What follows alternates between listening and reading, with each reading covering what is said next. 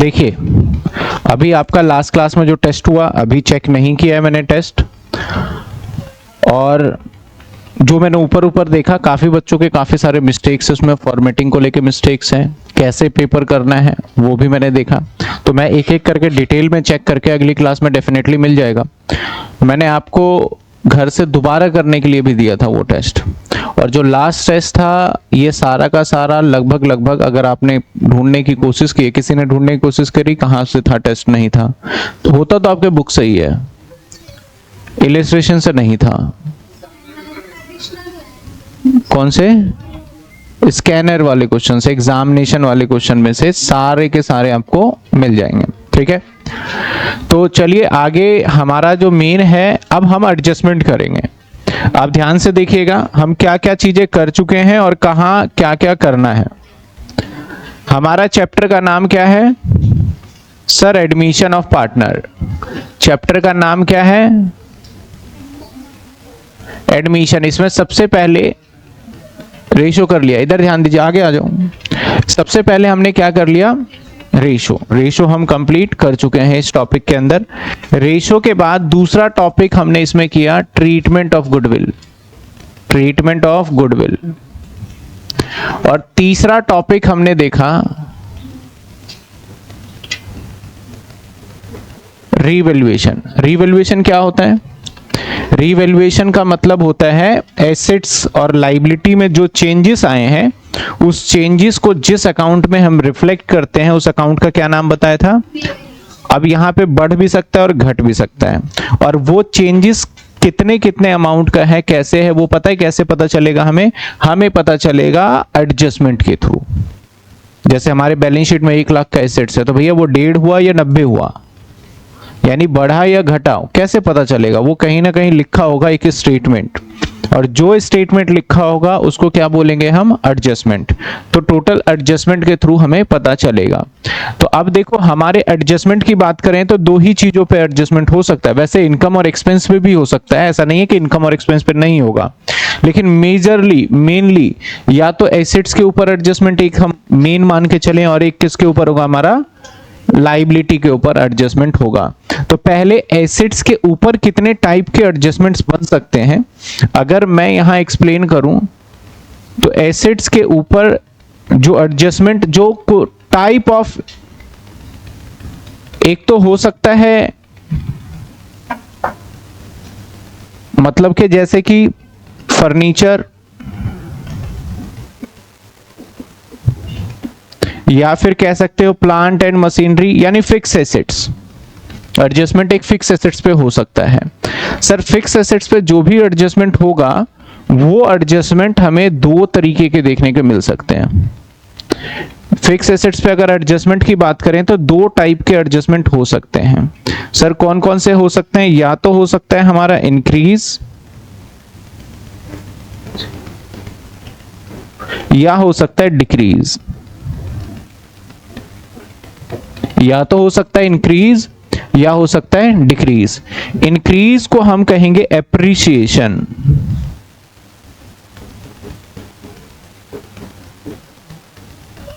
Appreciation, और decrease को कहेंगे डेप्रिसिएशन। डिक्रीज को कहेंगे डेप्रिसिएशन। तो सबसे पहले तो आप ये ध्यान दीजिए, हमारे फिक्स एसेट्स के ऊपर एडजस्टमेंट देखने को मिलेगा जिसमें एग्जामिनर डिफरेंट तरीके से इंक्रीज और डिक्रीज की बातें पूछेगा। दूसरा एडजस्टमेंट आपको दिख सकता है स्टॉक के ऊपर, स्पेसिफिकली स्टॉक के ऊपर।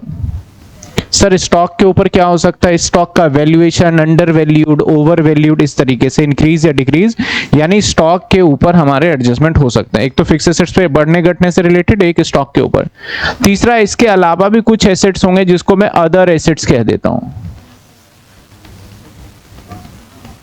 Other assets, sir other assets में आ गया प्रीपेड एक्सपेंस, या फिर कह लो डेटर कह लो, ये सब मैंने डाल दिया अदर एसेट्स पे, हालांकि डेटर भी मेजरली। तो अगर हम ये सारा, तो हमें करने का क्या तरीका रख रहे हैं कि हम सारे पहले एडजस्टमेंट सीख लेंगे एसेट्स का एक एक करके, फिर हम सीख लेंगे लायबिलिटी का एक एक करके, फिर हम क्वेश्चन पे आएंगे।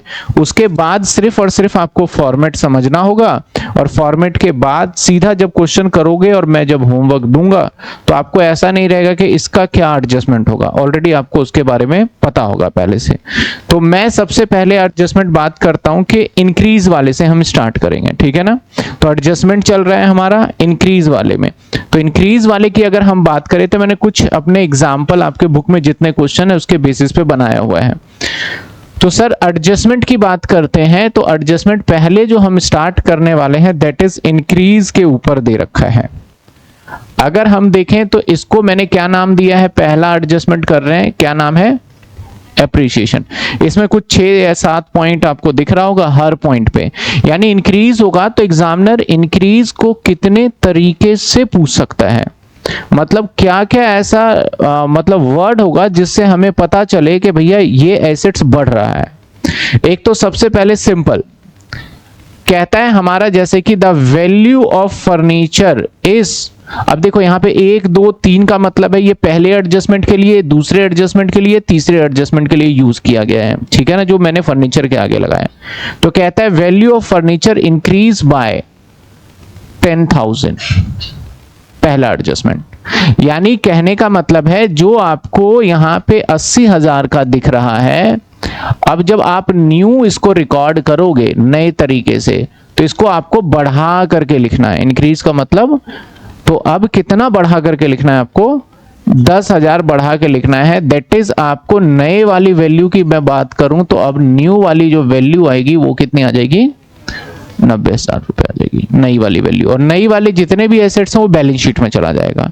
तो मैं अगर एडजस्टमेंट नंबर 1 की बात करूं, एडजस्टमेंट नंबर 1 क्या ट्रीटमेंट होगा, तो यहां पे एडजस्टमेंट नंबर 1 में हमारा ट्रीटमेंट होगा सिर्फ 10,000 का, या फिर मैं कहूं फर्नीचर के ऊपर ट्रीटमेंट 1 के ऊपर। क्या ट्रीटमेंट होगा फर्नीचर को, कैसे कैसे लिखना है, कहां कहां लिखना है, 2 जगह एंट्री जाएगी हमेशा एडजस्टमेंट का, याद रखिएगा। एक तो चला जाएगा हमारा रीवैल्यूएशन में,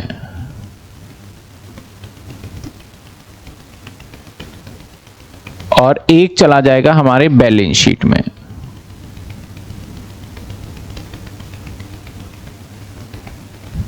रीवैल्यूएशन में कहां जाएगा बताओ, हमारा बढ़ रहा है, मैंने लास्ट क्लास में समझाया था आपको, अगर आपको याद है तो लास्ट क्लास में समझाया था। तो हमारा यहां पे सबसे पहले कितने अमाउंट से होगा, सर यहां पे जो अमाउंट से ट्रीटमेंट हम करेंगे वो करेंगे 10,000 से। कितने से ट्रीटमेंट होगा, यानी रीवैल्यूएशन में तो ये पक्का है 10,000 जाएगा, लेकिन अब आपको तय करना है कि ये डेबिट में जाएगा या क्रेडिट में जाएगा, क्रेडिट, क्योंकि क्या हो रहा है, फायदा। तो ये रीवैल्यूएशन के कहां चला जाएगा, क्रेडिट साइड। और बैलेंस शीट में ऐसे पहले से फर्नीचर होगा, पहले से फर्नीचर होगा 80,000, और इसके अंदर प्लस कर देंगे एप्रिसिएशन, एप्रिसिएशन 10,000। और बैलेंस शीट में अब जो न्यू एसेट्स फर्नीचर शो होगा दैट इज शो होगा कितने का, 90,000 का। ना तो P&L में ना तो P&L एप्रोप्रिएशन में, ये जाएगा रीवैल्यूएशन अकाउंट के अंदर।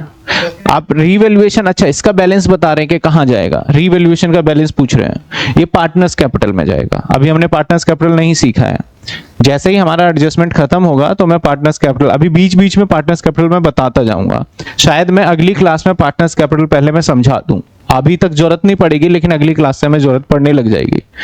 अब बात करते हैं, सबसे पहले समझ में आया, 2 जगह करेंगे, जैसे कि रीवैल्यूएशन बनाओगे एक तो रीवैल्यूएशन में डाल दोगे और दूसरा कहां डाल दोगे आप, बैलेंस शीट के एसेट्स में। अगली क्लास में ये क्लियर हो जाएगा, अभी मैं थोड़ा थोड़ा आपको क्लू देता जा रहा हूं। अब मैं अगर पूछूं कि बताओ चलो इसका जर्नल एंट्री क्या होगा, इसका अगर जर्नल एंट्री मैं पूछ लूं तो क्या करोगे, जर्नल की बात करें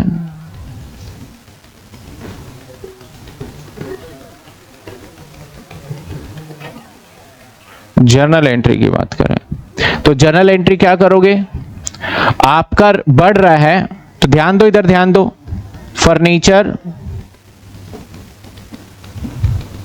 अकाउंट डेबिट और टू रीवैल्यूएशन। तो यहां पे कितने रुपए से एंट्री करोगे और इसका बीइंग लिखोगे, बीइंग फर्नीचर इंक्रीज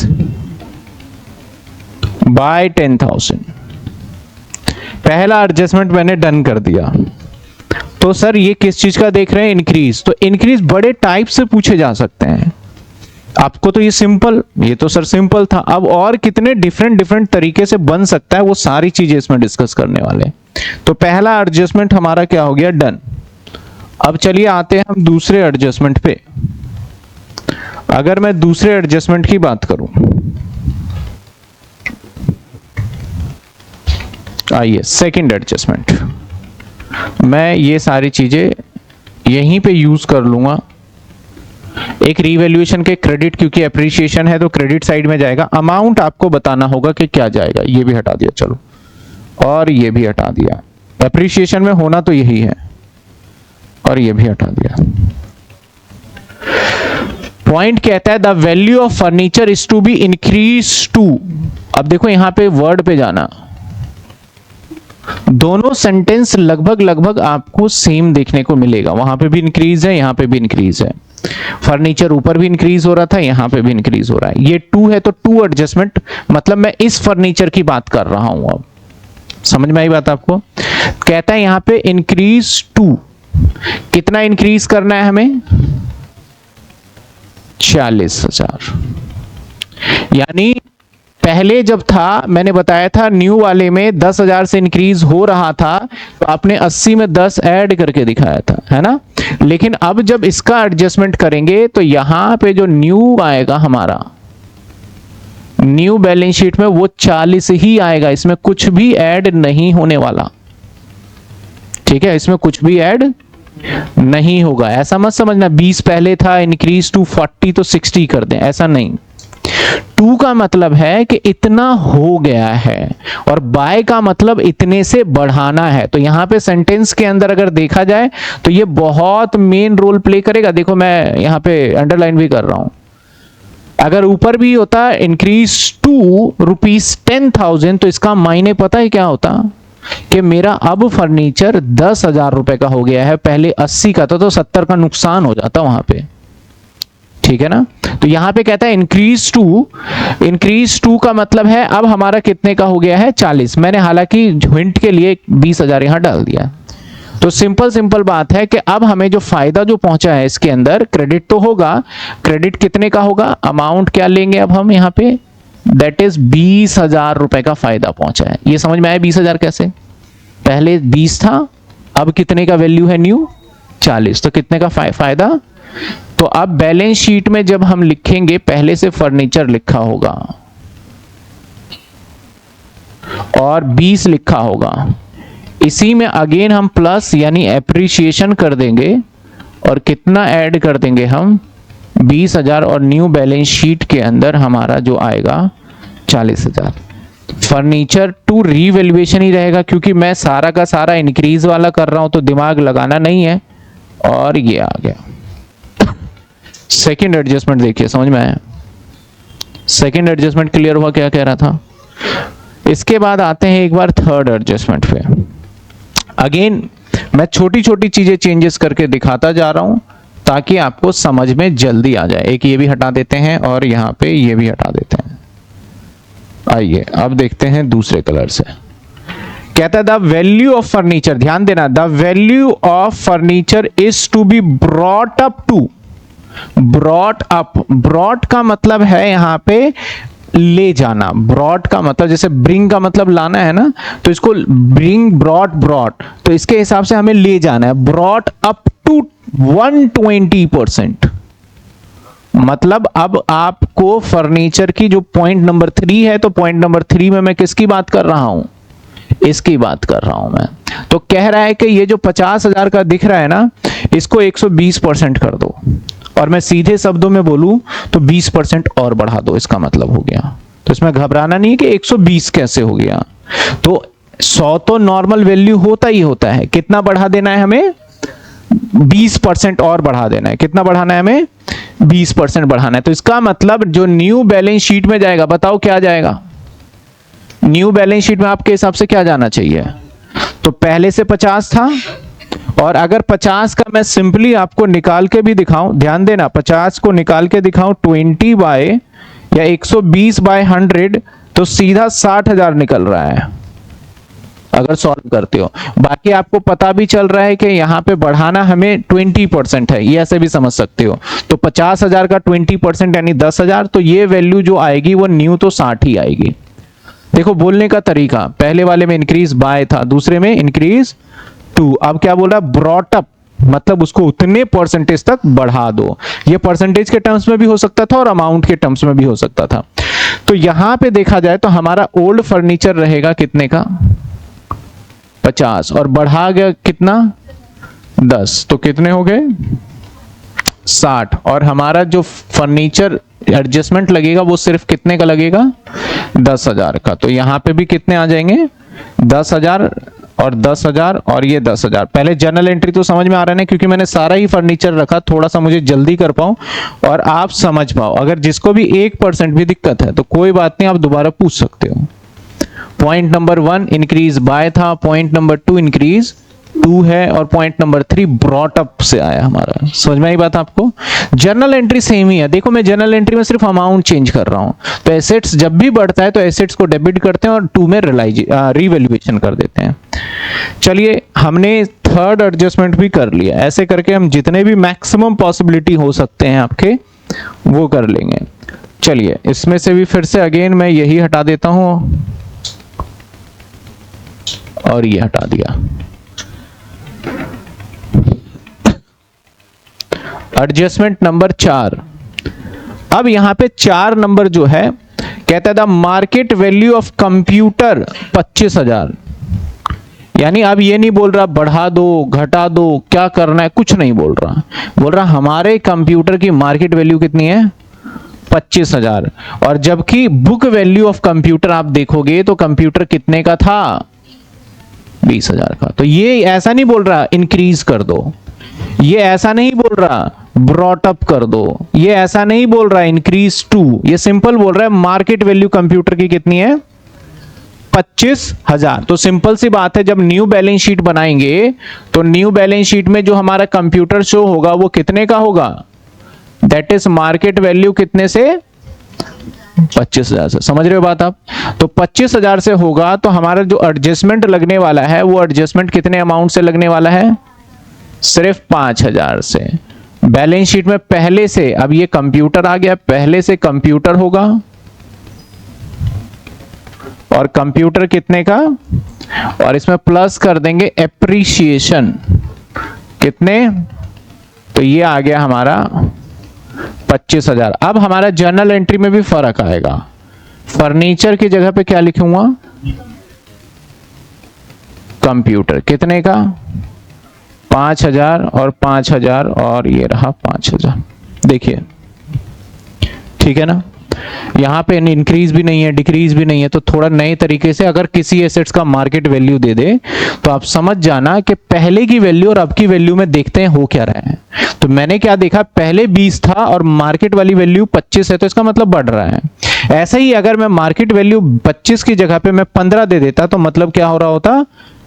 अगर मैं बोलता न्यू मार्केट वैल्यू हमारे कंप्यूटर की है वो 15,000 है, अगर मैं बोलता तो उसका मतलब क्या होता? डिक्रीज हो रहा है। उसका मतलब क्या होता? डिक्रीज हो रहा है। समझ में आया आपको फोर्थ एडजस्टमेंट? फोर्थ एडजस्टमेंट में कोई डाउट है तो बताइए। फोर्थ एडजस्टमेंट में कोई डाउट?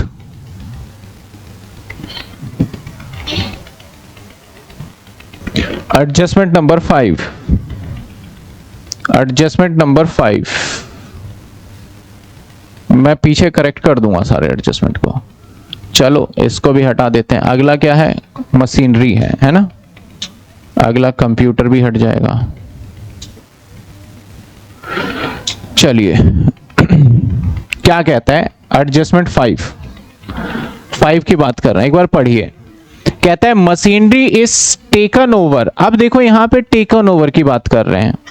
एसेट्स की वैल्यूएशन अभी क्या था कि एसेट्स मेरा मान लेते हैं कि ये मेरा एसेट्स है और ये एसेट्स बैलेंस शीट में 100 रुपए का है, तो नई वाली बैलेंस शीट में भी ये एसेट्स है।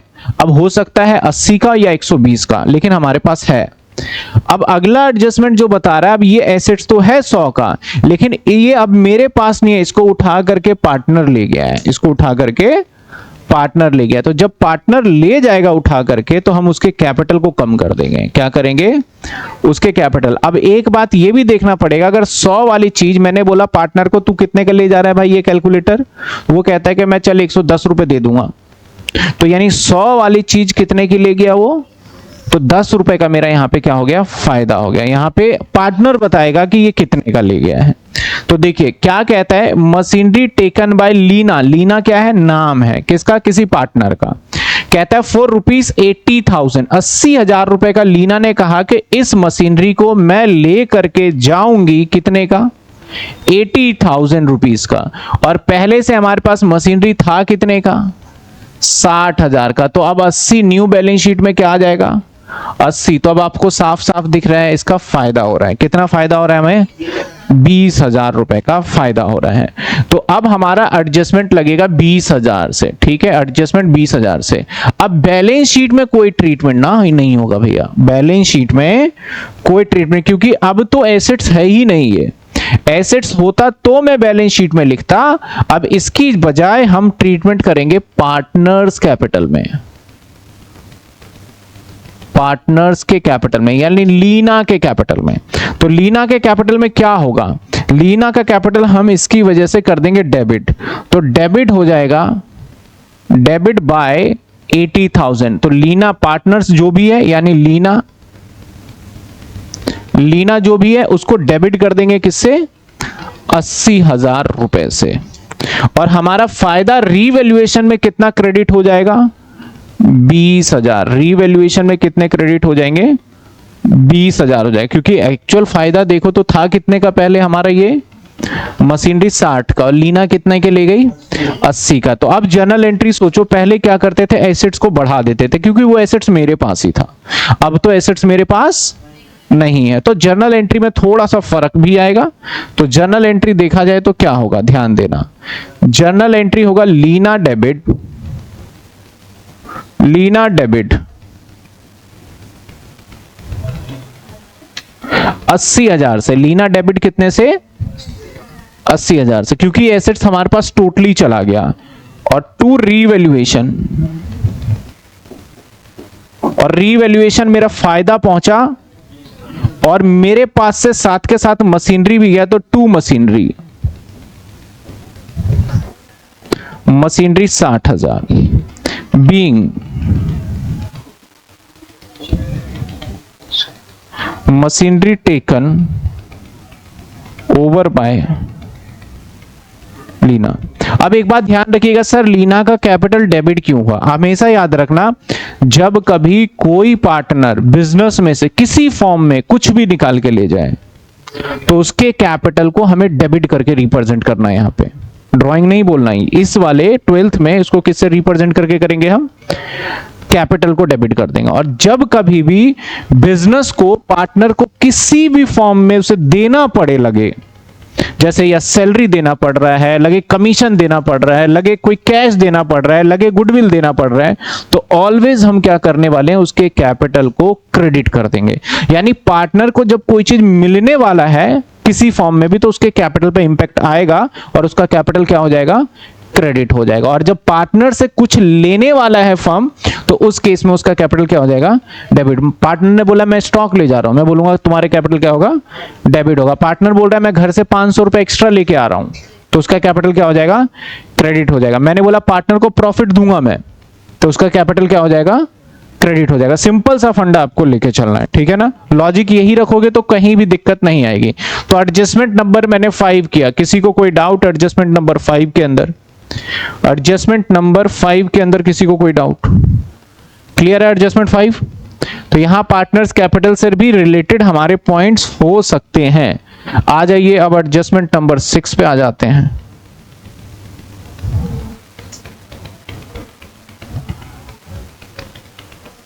एडजस्टमेंट नंबर 6, ये सब किस चीज के लिए एडजस्टमेंट कर रहे हैं? ये सारे के सारे एडजस्टमेंट आपके जो हो रहे हैं वो सारे एडजस्टमेंट हो रहे हैं कि आपके एसेट्स जब एप्रिशिएट होगा तो कैसे कैसे हो सकता है।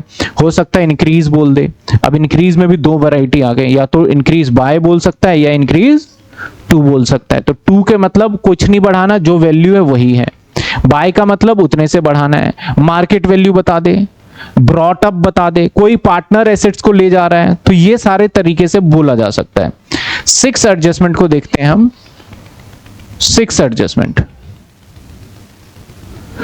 6 एडजस्टमेंट में क्या कहता है? 6 एडजस्टमेंट में कहता है कि हमारा मशीनरी, देखो मशीनरी तो हो गया, मशीनरी के बाद 6 एडजस्टमेंट। लैंड एंड बिल्डिंग, अब मैंने यहाँ पे लैंड एंड बिल्डिंग 1 और 2 कर दिया, तो 1 वाला पार्ट 6 के लिए है और 2 वाला पार्ट 7 के लिए। तो land and building 1 be appreciated by 20%। पहले तो एप्रिशिएटेड जो लिखा था इंक्रीज था, अब इंक्रीज के जगह पे क्या वर्ड इस्तेमाल कर रहे हैं? एप्रिशिएट। तो एप्रिशिएट का मतलब भी क्या होता है?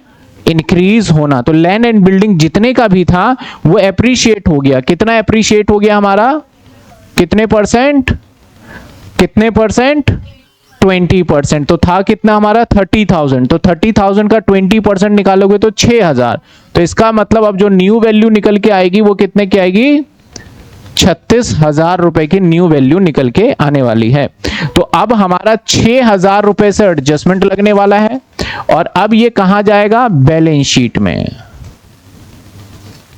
कहां जाएगा? Balance sheet. सबसे पहले आप लिखोगे क्या? लैंड एंड बिल्डिंग पहले से कितने का था, इसके अंदर प्लस कर दोगे एप्रिसिएशन, कितने रुपए? टोटल कितने हो गए?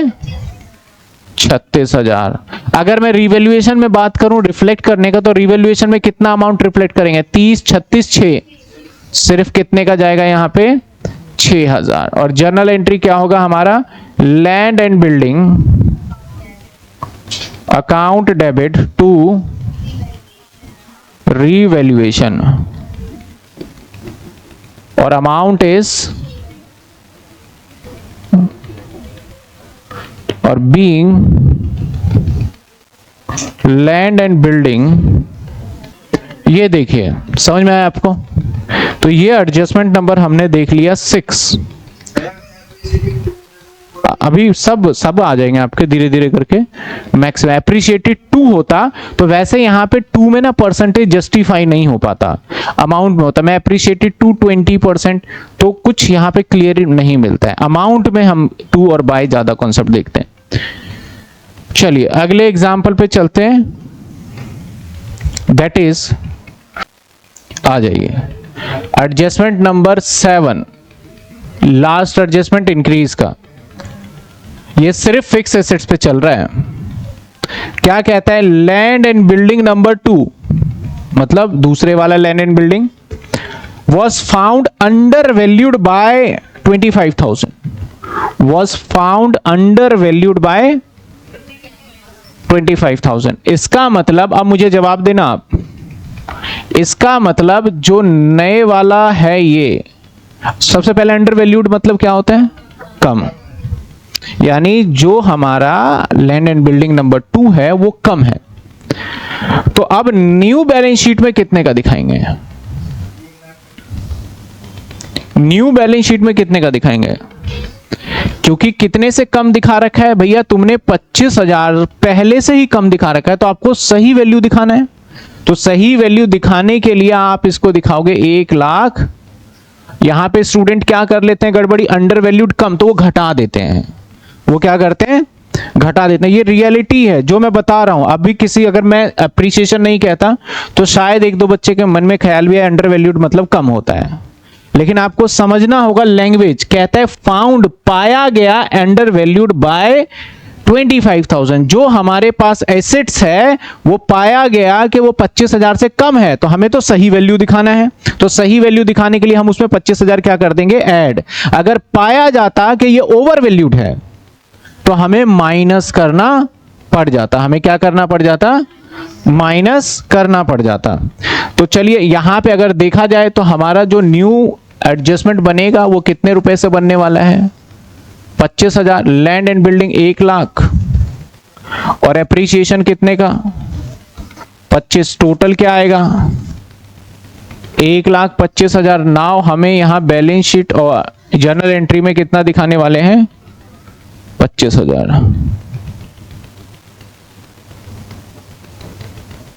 यहां तक समझ में आया? क्लियर है? और एडजस्टमेंट नंबर 8 है या नहीं मैं एक बार देख लेता हूं, क्योंकि 8 होना चाहिए, नहीं है तो मैं अभी लिखूंगा।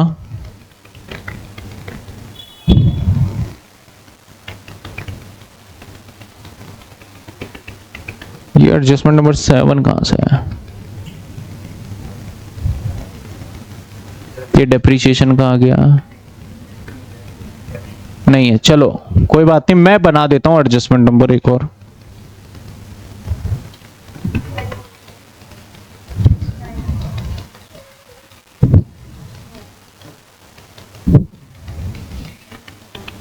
आ जाइए, मैंने एक एडजस्टमेंट नंबर 8 लिखा। एडजस्टमेंट नंबर 8 लिखा और यहां पे लिख दिया मैंने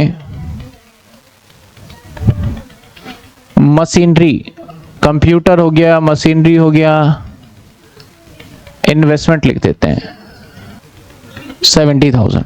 ठीक है, इन्वेस्टमेंट कितना लिख दिया मैंने? 70,000। 8वां एडजस्टमेंट, इन्वेस्टमेंट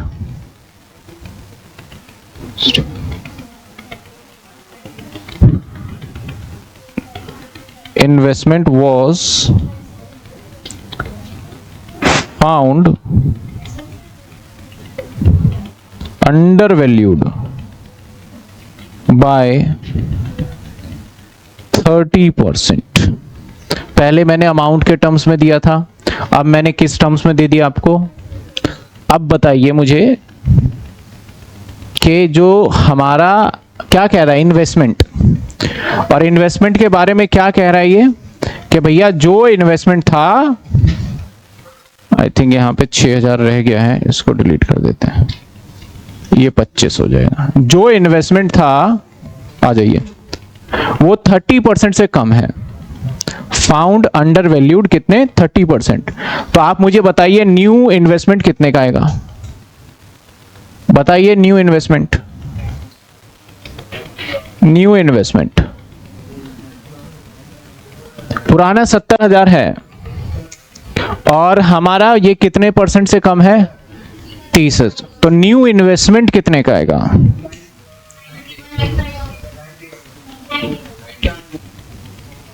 तो सभी बच्चों का मैक्सिमम का आंसर आया 91,000। हमने कैसे निकाला? आपने कैसे निकाला? मैंने तो नहीं निकाला, ये आपने कैसे निकाला? आपने करा भैया 70,000, अरे थोड़ा सा, आपने निकाला भैया 70,000 और इस 70,000 पे सीधा सीधा 30% लगा दिया और आया 21,000। तो आपने बोला भैया पहले से 21,000 रुपए कम है तो और इसमें बढ़ा दिया जाए, तो 70 में 21 जोड़ करके आपने बता दिया, जो कि बिल्कुल गलत है। जो क्या है हमारा? बिल्कुल, हमारा जो ये वैल्यू दे रखा है ना, ये 30% हमारा कम है, तो हम इसके ऊपर वैल्यूएशन नहीं कर सकते, हम इसके ऊपर वैल्यूएशन नहीं कर सकते हैं। राइट आंसर क्या होगा इसका? देखो राइट आंसर इसका क्या होगा? हमारा निकलेगा इन्वेस्टमेंट, तो इन्वेस्टमेंट हमारा दे रखा है 70,000, जो कि ये 30% कम है, मींस ये 70% के बराबर है, तो डिवाइड 70 होगा। ये 30% कम है, तो इसका मतलब वो कितने परसेंट के बराबर होगा? तो जो जितने परसेंट के बराबर होता है हमेशा डिवाइड में रखते हैं हम, तो 70 होगा। और हमें चाहिए 100% वैल्यू, तो 100% वैल्यू चाहिए, तो मैं इनटू पता है किससे कर दूंगा? 100 से। अगर आप 30% वैल्यू ही जानना चाहते हो तो इनटू किससे कर दोगे आप? 30 से। तो नाउ मैंने पूरा 100 से निकाल लिया, तो इन्वेस्टमेंट जो होना चाहिए वो होना चाहिए कितने का? 1 लाख। इन्वेस्टमेंट कितने का होना चाहिए? 1 लाख। तो न्यू इन्वेस्टमेंट जो होगा, ये जो आपने तरीका बताया था ये गलत था, न्यू इन्वेस्टमेंट होने वाला है 1 लाख का। तो अब हमारा रीवैल्यूएशन में भी इंपैक्ट आएगा। तो सर कितने रुपए का फायदा नुकसान कितना होने वाला है? जो पहले आप 21 बता रहे थे, अब वो कितना रहेगा हमारा? 30 रहेगा। और क्रेडिट साइड भी कितना चले जाएगा हमारा? 30,000। और लैंड एंड बिल्डिंग की जगह पे मैं लिखने वाला हूं इन्वेस्टमेंट 30,000, सॉरी 70,000 और प्लस एप्रिशिएट 30,000 और आ जाएगा 1 लाख। और यहां पे लैंड एंड बिल्डिंग हट जाएगा, उसकी जगह के क्या आ जाएगा? Investment account. और आ गया हमारा ये 30,000। तो जितने हमने यहां पे देखे फिक्स एसेट्स पे, ऐसा नहीं कि स्टॉक के ऊपर भी एप्रिसिएशन बताने के अलग अलग तरीके हैं, फिक्स एसेट्स पे इससे ज्यादा कोई तरीका नहीं बनता है जिससे आपका एप्रिसिएशन के बारे में एडजस्टमेंट बना पाए वो। तो अगर कोई भी एप्रिसिएशन वाला एडजस्टमेंट आएगा तो इसमें से ही 8 एडजस्टमेंट्स में से कोई एक होगा। अगर आपको 8 समझ में आ गया तो एक टेंशन खत्म। एसेट्स का एप्रिसिएशन वाला क्वेश्चन आया तो आप कर दोगे फिक्स एसेट्स पे। ऐसे हम डेटर वाला भी देखेंगे, ऐसे ही हम देखेंगे आपका स्टॉक के ऊपर भी एप्रिसिएशन देखेंगे, यानी डिफरेंट एसेट्स। तो ये मैंने किस एसेट्स पे बोला? Fix assets. फिक्स एसेट्स में आप समझ पा रहे हो फिक्स एसेट्स का मतलब क्या है आपका? फिक्स एसेट्स मतलब लैंड, बिल्डिंग, फर्नीचर, मशीनरी, ये सारी चीजों पे इस तरीके से एडजस्टमेंट आएगा। स्टॉक और डेटर के ऊपर थोड़ा डिफरेंट टाइप से बनने वाला है। तो मैं सभी का एक बार फिर से रीनेम कर दूं। ये देखिए मैंने क्या कहा भैया, मैं इस एडजस्टमेंट पे हूं और मैंने ये वाला पार्ट कंप्लीट किया है। इसके बाद मैं क्या करवा दूंगा? सारा डिक्रीज वाला। फिर मैं आ जाऊंगा स्टॉक और अदर एसेट्स मतलब डेटर के ऊपर आ जाऊंगा मैं। तो सबसे पहला था फर्नीचर का, नंबर 2 भी फर्नीचर का था तो इसको नंबर 2 कर देते हैं। नंबर 3 भी फर्नीचर का था, इसको नंबर 3 कर देते हैं। नंबर 4 जो था किसका था? हमारा कंप्यूटर का, है ना? तो इसको यहां से हटा के पहले तो इसको भी हटा देते हैं। ये नंबर 4 है और ये कंप्यूटर। नंबर 5 किस पे था sir? Number 5 machinery. Number 5 machinery. और जो नंबर 5 डाल दिया मैंने, ठीक नंबर 5 ही था ना? हाँ ठीक है। नंबर 6 जो, एक मिनट, मशीनरी, ठीक है। नंबर 6 था हमारा किसका? लैंड एंड, तो यहां पे चेंज कर देते हैं, land and building number 1। Number 7 जो तो था मेरा वो भी लैंड एंड बिल्डिंग का था, लेकिन वो था लैंड एंड बिल्डिंग नंबर 2। और नंबर 8 जो था वो किसका था? अरे 7 ही हुआ ही फिर से, ये नंबर 8 है। ठीक है, तो पहले आप एक बार ये नोट करेंगे, इसके बाद हम करेंगे किसका? डेप्रीशिएशन, डेप्रीशिएट वाला। लेकिन उससे पहले मैं अगली क्लास में मैं करवाऊंगा पार्टनर्स कैपिटल और रीवैल्यूएशन और बैलेंस शीट का एक बार रफली फॉर्मेट, ताकि आपको आइडिया लग जाए। अभी तो ये पता चल रहा है बैलेंस शीट में जाएगा, इधर जाएगा, लेकिन एक्चुअल में जाएगा तो मतलब किस तरीके से हमें लेके जाना है वो हम अगली क्लास में देखने वाले हैं। फटाफट एट्थ एडजस्टमेंट क्या कहता है? इन्वेस्टमेंट वाज फाउंड, पाया गया, अंडर वैल्यूड है। यानी ये तो पता है, यहां से मतलब पता चलता है कि जो भी इन्वेस्टमेंट है वो हमारा कम है। लेकिन कितने कम है? 30% से कम है। कितने कम है हमारा? 30% से कम है। तो इसका मतलब जो भी इन्वेस्टमेंट होगा वो 70% के बराबर होगा। कितने परसेंट के बराबर होगा? 70। अगर किसी चीज का वैल्यू आपको 70% पता चल रहा है तो 100% करने के लिए रेशो को रिवर्स करते हैं, आपने सीखा है। अगर गुडविल भी पूरे फर्म का निकालते थे तो कैसे करते थे हम? रेशो को रिवर्स। तो सेम आपको पता चल गया कि ये इजिकल टू, यानी जो मैं ये बता रहा हूं ये इजिकल टू कितने परसेंट के बराबर है? 70। तो अब आपको 100% वैल्यू चाहिए, तो आपने क्या करा यहां पे 70% क्या होता है 70/100। तो आपने रेशो को क्या कर दिया, रिवर्स करके पूरे वैल्यू निकाल लिया। तो पूरा वैल्यू जो निकल के आया वो कितना निकल के आ गया हमारा, इसको सॉल्व करने के बाद 1 लाख। तो नाउ ये रियल वैल्यू है 1 लाख और पहले कितना था 70। तो 30,000 का एप्रिसिएशन हो गया ना डिफरेंस। तो इसलिए हमने यहां पे 30,000 रुपए की एंट्री करी है। क्लियर है आपको? ठीक है, चलिए नोट करिए इसको फटाफट।